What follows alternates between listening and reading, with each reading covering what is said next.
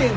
What's going on, world? It's your boy Kuya P, Nerds Rule the World, here at SPX 2024, and I'm excited to be hanging with Coco Fox. Your work caught my eye. It looks phenomenal. How are you? Thank you. Oh, I'm having the best time. I love it. It's been such a good show. Nice. Is this your first time doing SPX? It is my third time. I love it. And I intend to just keep coming back as long as they ask me. That's dope. So, third time as a vendor. Have you been here before as a fan? I've actually never been here before as a fan. Okay. And this is very silly, and maybe other cartoonists will relate. I was too nervous to come and see all these cartoonists that I thought were so, like, oh no, what are they going to think of me? And then I got invited to come, and then I realized the cartoonist community here is so welcoming and so nurturing that there are people who are tabling and they have two zines, but everybody's willing to, like, give feedback, they want to buy zines. It's people call it, this is the show where everyone passes around the same $5. Because everybody buys from each other. Yes. It's wonderful. So true. I live in this area, and it's one of my favorite shows because of the diversity in the content, the representation in the content, and you can lose your entire paycheck here because as a fan of the art form, it is just so amazing. Have you bought anything for yourself? Are you kidding me? Yes. I feel like I'm coming back with more stuff than I came. Yes, 100%. I bought so much stuff. Amazing. And traded. That's a big thing. A lot of the cartoonists will make something small. Like I made this to be able to trade it. Nice. And it's in a really small price range. Yeah. And almost everybody has done something like that, so we can connect with other people without actually having to spend money.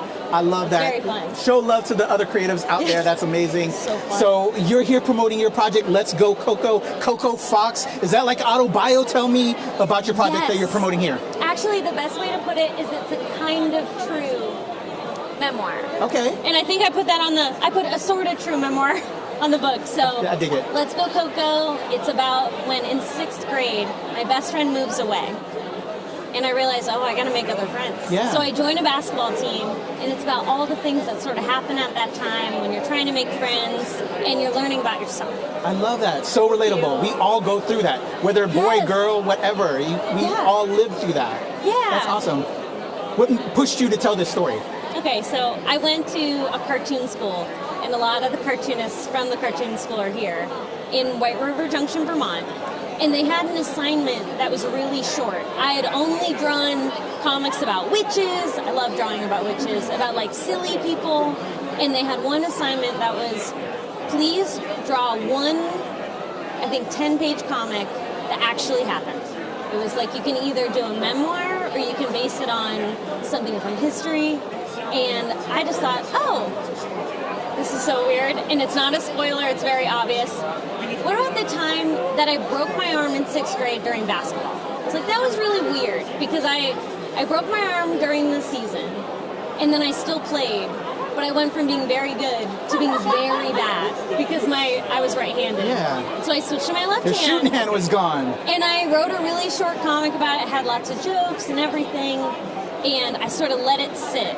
And then a few years later, I was like, I think that's actually a longer story. I really want to go into sort of the emotional side of what it's like at that time. Like, what kind of book would I have really loved to read when I was in 6th grade going through that?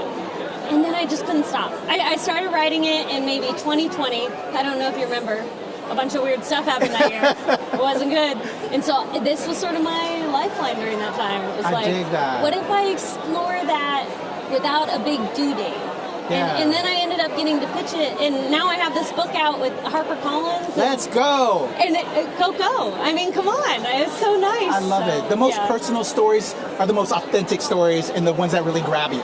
Yeah, it is really wild to write kind of your biggest struggles and be that vulnerable. Yes, so true. And sometimes it feels like it's into the void, but being at the show particularly, I have to tell you, someone came by, I think she was 11, and her sister was 10, and they bought the book, and then later, their parent just came right before I got here. They had both read the book, and they came back to tell me how much they loved this character, or this happened to me, and I'm getting chills now because it was like, and one of them, their friend just moved away, and I was like, oh my my God, like you're who I wrote it for. Yes. And so it's been really cool to finally see the readers. Yes. With the books to get to me. I love that. I'm an empath to the largest degree, and that energy is just so, it's rich. It's so special. Yes. Like, we're so lucky to get to be face to face when in an industry where usually people are reading this in their home and you never know how much it might affect them. I love it. So it was really great. Amazing. I can't wait to dig in. Everybody, let's go Coco. I'm going to have all of Coco's links in the description below so you can go get yours. So we're talking all things Let's Go Coco. Are there any other things you have on the horizon that maybe we can throw some love and light on? And if not, how can people check you out online? Okay, the best thing you could do to support me right now, besides getting Let's Go Coco, I have a website, CocoFoxComics.com. And there's a really fun email list I've set up because I love teaching people how to draw. Okay. So once a month you'll get 3 links.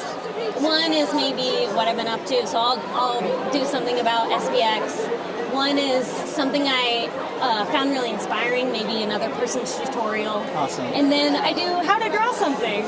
And so we can all draw a really, really simple bumblebee. Or I love drawing cats. I teach people how to draw this cat. You know, it's just fun. Yes. And it keeps people engaged. And that would be the best way to support me is to sign up for that. I love that. I love that energy. Everybody, Coco Fox, cop, Let's Go Coco right now. Links are in the description. Go check it out, Coco. It's a pleasure to meet you. I can't wait to see what you're going to do next because this energy is just, it's everything. Your boy Kuya P, Coco Fox, SPX. Come to SPX. Love to SPX. Nerds rule the world. Thanks. Thank you.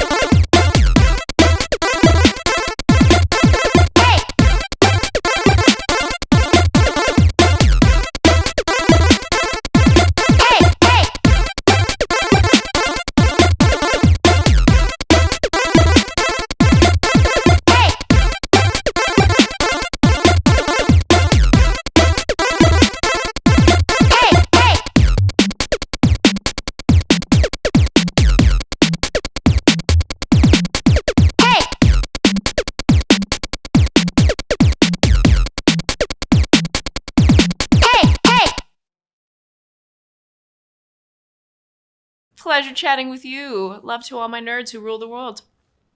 Yeah. Nerds rule the world. Yes, we do. Thanks. Nerds rule the world. Thank you. I love the nerds ruling the world. So more power to you. Patrick, what up, man? And yes, they do. Nerds rule the world, kid. Yes, you know sir. Thank you.